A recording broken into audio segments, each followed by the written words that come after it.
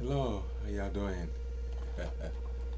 Another quick little gift here today. I've been actually contemplating doing this today, but I was like a little busy. My phone had issues and things anyway, so I figured I'll just do it later. But it kept coming to me that somehow to speak on death and dying, since a lot of people are probably, some people are dying, so I figured maybe it's a good time to talk about death and the humility that experience of death affords one. It makes one truly come in touch with one's humanity. Because the reason why many humans never really start thinking about death until too late. And I feel like it's time somebody spoke more and more about this topic, which is the forbidden topic in the Western world. Who wants to talk about death, right? Everybody wants to talk about life and sex. That's more interesting. But guess what? Sex and death are like two extreme opposites. In between is life. Huh? We're born through sex, we exit through death. And for me, again, my experience is that until one begins to contemplate one's own mortality, until one begins to contemplate how life is so temporary, one, in my view, cannot be truly said, in my view, of course, to be truly human. Think about it. One is here temporarily. We all know it somewhere deep down in our psyche. It is there. We know it. We are aware of it.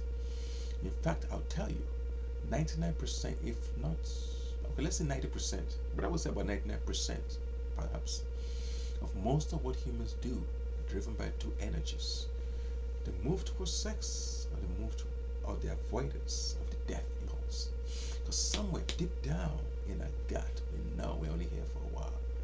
And that time starts ticking ever since we're born. Some people will say somebody's dying. I'm like, what do you mean? We start dying as soon as we're born. Think of the parabola axis. We're born, we start dying. Unfortunately, in our educational systems, the very nature of everything we're taught, everything is taught us how to survive, how to make money. All those are beautiful. How to have a job, how to raise children, how to do many things. But I say, as a mystic, somebody who has experienced what death is, not from ego, but true experience. Because I'm a scientist, and life until religion becomes a science, it will be a thing of laughter to truly intelligent people. Because why?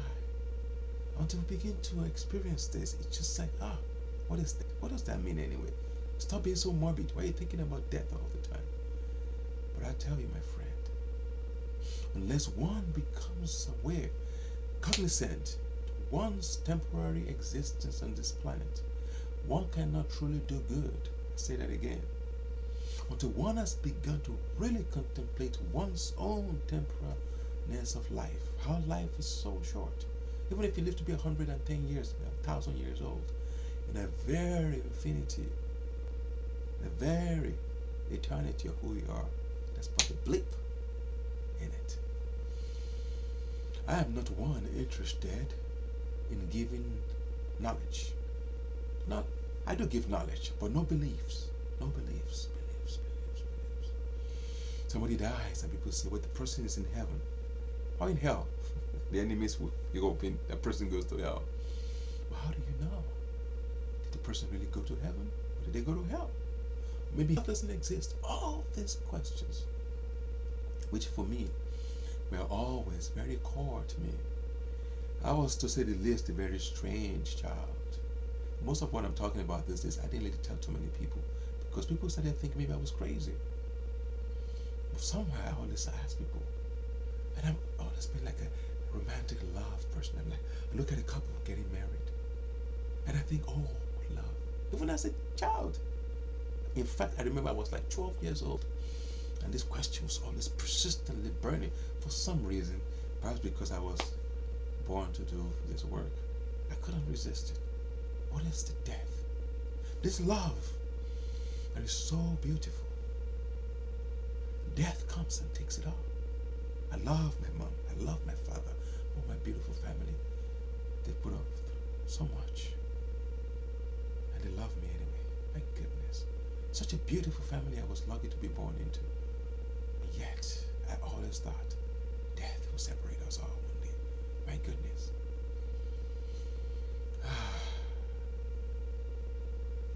I think the death of a family member triggered this for me on a deeper level one day. I think maybe my grandmother, my mother's mother, who I loved, who loved me so much.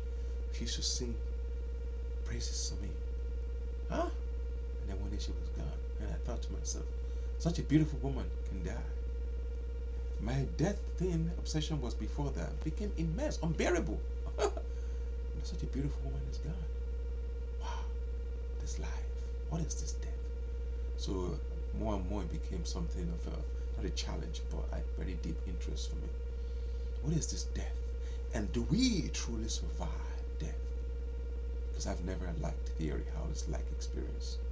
This video is not to talk about me, that's not my point. I just had to talk about me a little bit so that I can give like a perspective, a container for this. The video, the title has to do with how death really is very humbling.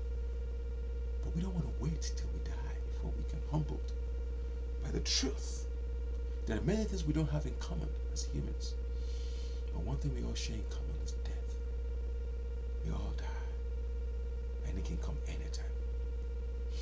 The very awareness of this, the very knowing of the very strength of this, like the philosophers, the existentials. I had to study philosophy.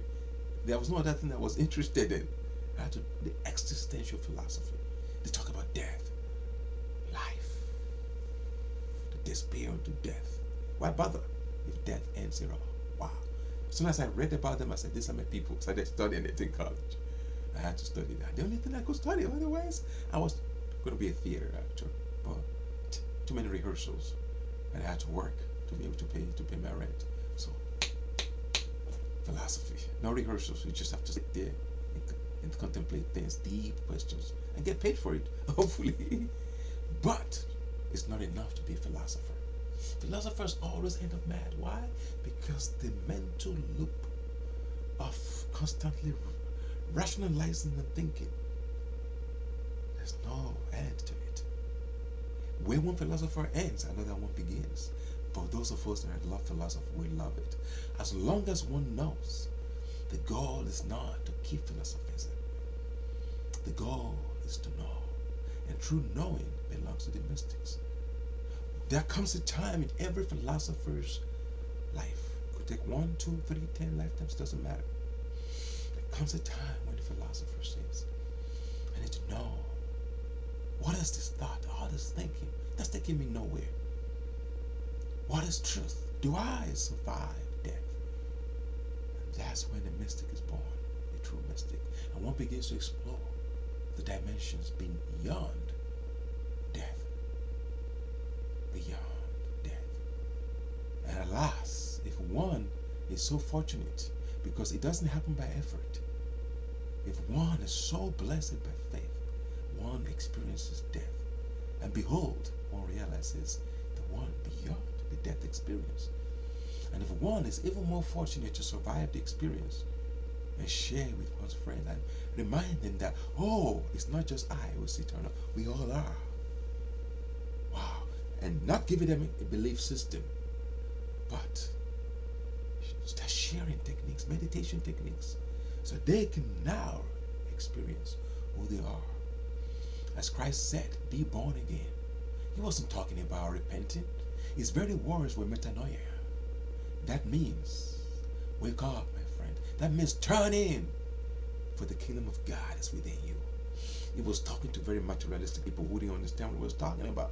So they turned it into some kind of land you have to find, or some kind of holier than thou stuff. No, I don't mean to disparage anybody. I love everybody. And I don't hate any religion. I love all religions. All I'm saying is all religions point to the experience beyond the death experience. And then for once and for all, we can all hug each other, men and women of all religions, because we know that all religions are simply pointing told within, the one that you are, your true self, eternal self. That is who we all are. And we can stop fighting each other. I've been told not to speak on this topic because I will offend people. But what to do? It's time to speak truth. And this is how I know it, and share it. Because that's all I hope. That's what I see as one of the core solutions to this Armageddon, this world war that could happen anytime, in the name of religion. But when people say, my way, my religion is the truth, my God is the only God, you know what you've done? You have just declared war. People don't realize the genesis of war.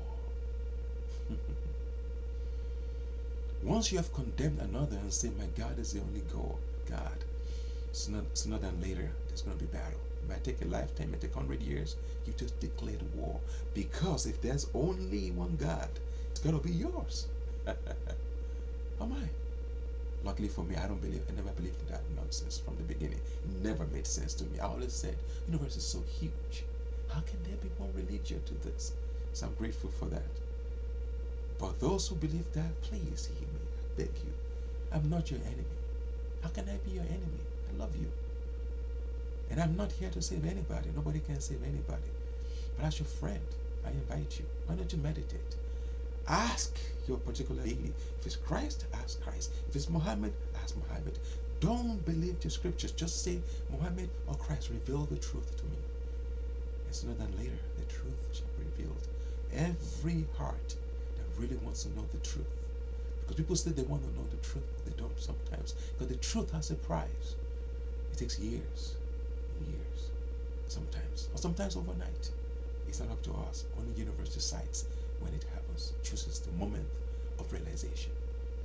I don't want to make this video too long. I'll make more videos on the topic of death because I feel like it humanizes us. Even though you might feel you have nothing in common with somebody, we're all going to die. It connects us all to our humanity. Because beyond this humanity is the true divinity that we are. But for one to experience it, one has to learn to quiet down one's mind. There are many paths, many techniques. We shall share lectures, in personal sessions, and in upcoming books. Because what I see, the selfishness, the hatred, a lot of it can be traced to not knowing who we are. Because the more one knows who one is, you look around and you realize, my brothers and sisters, you realize we're all one. And nobody's bigger, nobody's smaller. We're all one.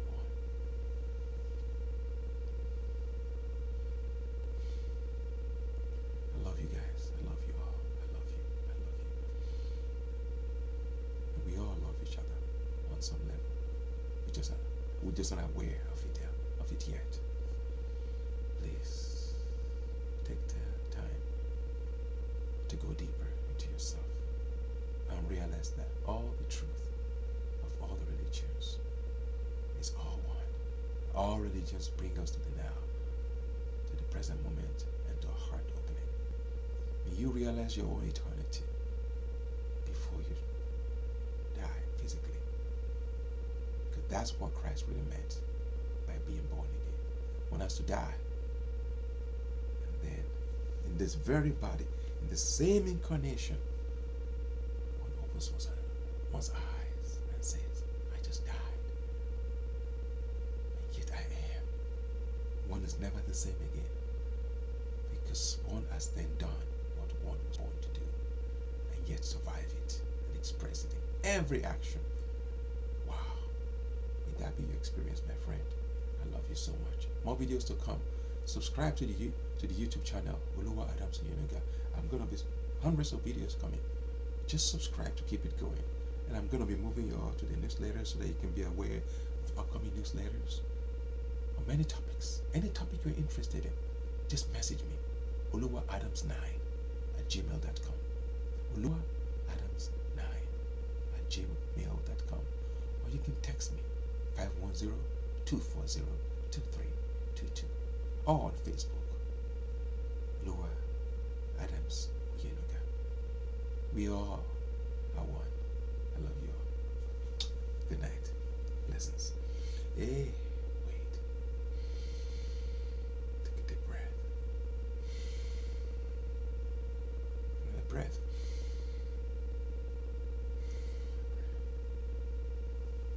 Now open. Keep opening. The truth be revealed to all of us. Because truth does not belong to anyone, but to the universe, to existence. But may that truth be revealed to all of us. That is my wish for everyone. Love you all.